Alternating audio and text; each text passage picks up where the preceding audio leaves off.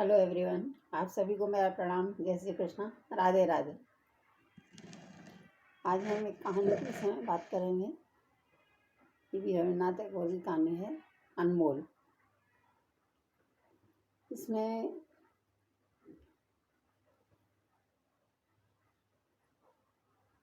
रायचरण नौकर है, वह बच्चे को पालने की नौकरी कर रहा है अनमोल के यहाँ। अनमोल भी बेटा है और उसका बेटा है। तो वो जब वहाँ नौकरी करने जाता है, अनमोल छोटा होता है। पहले वो उसके साथ रहता था, उसको खेलता है, उसके साथ में समय व्यतीत करता है, घुमाने ले जाता है, वापस घर पर लेकर आता है। इस तरह से उसका समय निकलता है। फिर उसके बाद में जैसे वो बड़ा हो जाता है, वो जज बन जाता है। फिर उसका बेटा होता है बाबू। अब अनमोल के बेटे को पहले उसको बनाया, अब अनमोल के बेटे को उसके साथ खेल रहा है।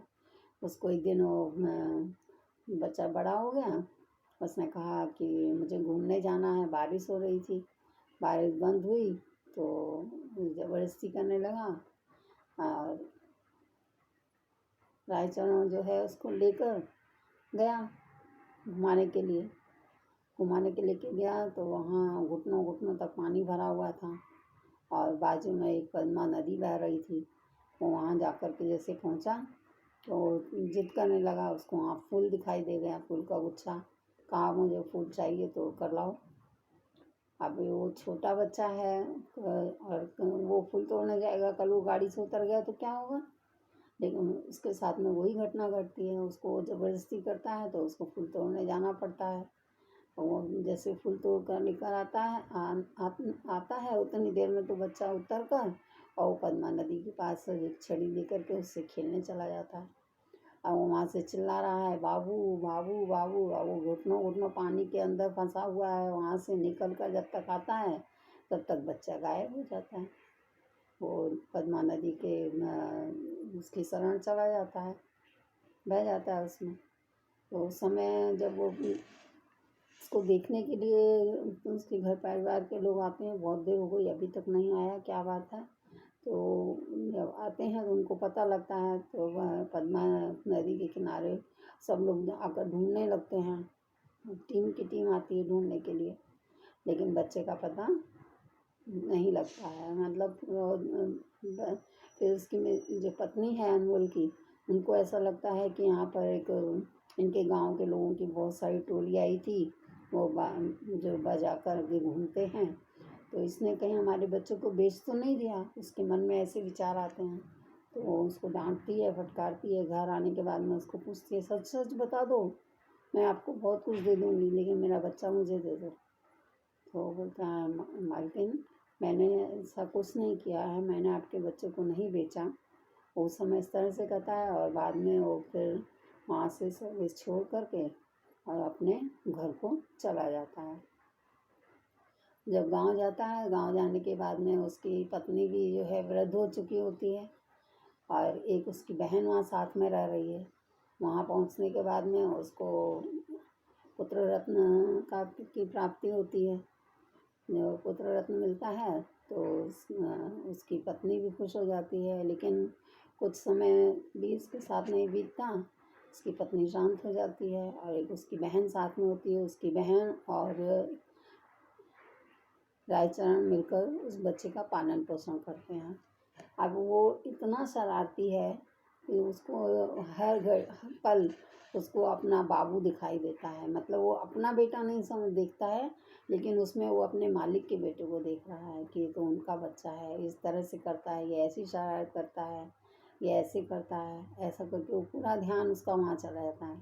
तो उस बच्चे के साथ में जब वो बड़ा होने लगता है, बड़ा होने के बाद में वो पढ़ने जाता है और उसको तो अच्छे अच्छे कपड़े चाहिए पहनने के लिए, खर्चने के लिए पैसा चाहिए। इस तरह से तो उसने अपनी जो ज़मीन थी वो बेच दी और उसको बेच कर उसने अपने बच्चों को जो है वहाँ एडमिशन दिलवा दिया। वो वहाँ पढ़ने लगा। पढ़ने के बाद धीरे धीरे जब वो पढ़ता रहा, बड़ा हो गया, तो वो उसको जा कर के छात्रावास में रखा। फिर वहाँ उसको याद आया पैसा तो ख़त्म होता जा रहा है, अब मैं क्या करूँ।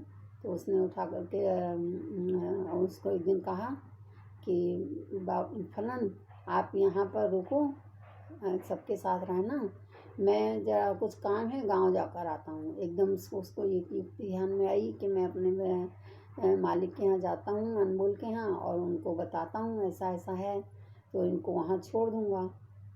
तो वो ऐसा ही करता है, उसको जो कोई पैसे उसके बचे हुए होते हैं वो उसके हाथ में रख देता है, बोलते आप इसको रखो और मैं आता हूँ। ऐसा करके वो वहाँ से चल देता है और जाता है अपनी मालकिन के घर की तरफ। जब वहाँ पहुँचने लगता है तो उसको मालकिन बाहर दिखाई दे जाती हैं। एक जड़ी बूटी वाले के पास कुछ सामान खरीदने के लिए उनको पुत्र चाहिए, इसलिए संतान की प्राप्ति करने के लिए वो प्रयत्न कर रही हैं, लेकिन ऐसा होता नहीं है। अब वो जब वहाँ घर पहुँचता है तो मालकिन जो है एकदम आश्चर्यचकित हो जाती है, इतना बूढ़ा हो गया। उसकी पुरानी सेवाओं को देख करके उसको याद आता है कि कोई बात नहीं, और भी तुम सेवा करना चाहोगे, यहाँ रुकोगे। तो बोलता है मालकिन आपके चरणों को छूना चाहता हूँ। तो उसने बोला अच्छा। तो उसका कहना था कि वो बताना चाह रहा था कि मेरे पास आपका पुत्र है, तो वो अपना पुत्र नहीं देखता है उसमें, वो उनको ये कहता है कि मैंने आपका बच्चा पद्मा ने नहीं लिया, मैंने चुराया था, मैं उसको चुरा कर ले गया, सच्ची बात कह रहा हूँ। तो वहाँ ले जा कर के बच्चे को जब वहाँ से बताया और बोलता है मैं 2 दिन के बाद आता हूँ उसको लेकर। बोला अच्छा। तो वो गया, जा कर के बच्चे को ले कर के और वापस आया उनके पास। तो वहाँ बच्चे को रखा और फिर उसकी पत्नी, वो लड़का भी जो है वो रहने लगा, और उसकी पत्नी जो है वो सोचने लगी कि अब ये चला जाएगा तो इसको कैसे रहेंगे। तो वो कहती हैं कि कोई बात नहीं, आप इसको भी रहने दो ना, क्या हुआ, और इसको देखकर हमारा बच्चा भी खुश रहता है। हाँ, तो इस तरह से वो जो है उसको पुत्र रत्न की प्राप्ति, उनको वो बच्चा दे देता है और उसका अनमोल जो है रत्न वापस करता है। इस प्रकार से कहानी मैं पूरी करती हूँ। जय श्री कृष्ण, राधे राधे।